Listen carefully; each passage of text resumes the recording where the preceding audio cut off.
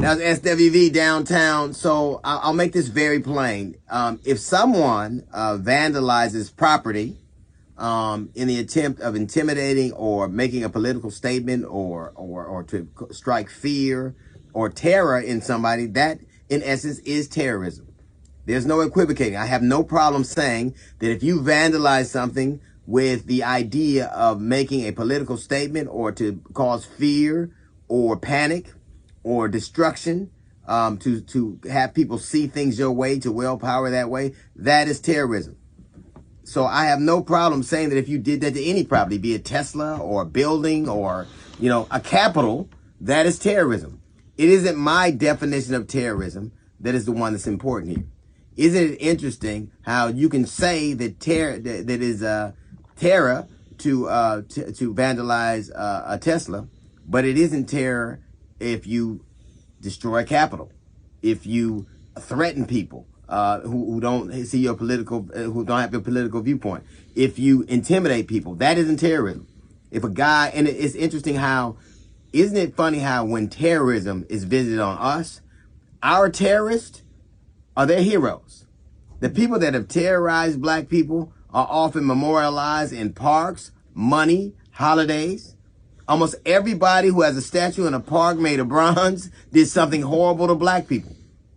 Terrorism. The people who you have bases, military bases that you fought to get back named after terrorists of black people. We have presidents who were terrorists to black people, terrorists to brown people. So isn't it funny how you can recognize what terror is, and I can recognize what terror is when it suits your purposes, but when it doesn't, you turn the other way.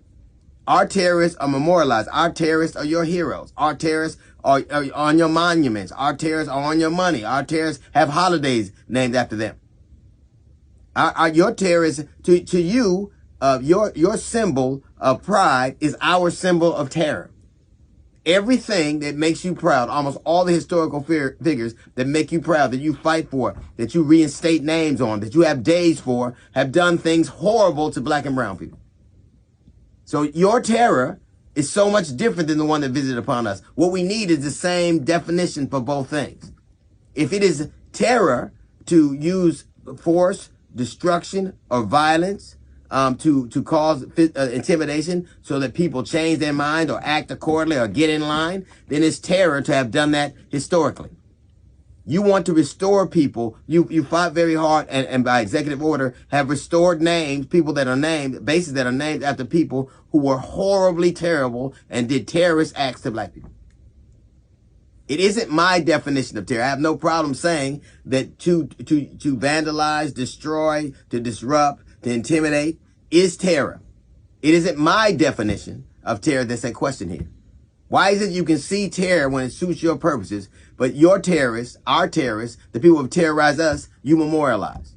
The people that terrorize us, you rename things after. The people that terrorize us, you have on your money. The people that terrorize us, you look up to. So it isn't my definition of terror that needs to change. I can tell you what it is. The problem is you can't seem to. That's a little note from the GED section. Got a judge report coming up in 15 minutes. It's the D.L. Hughley Show.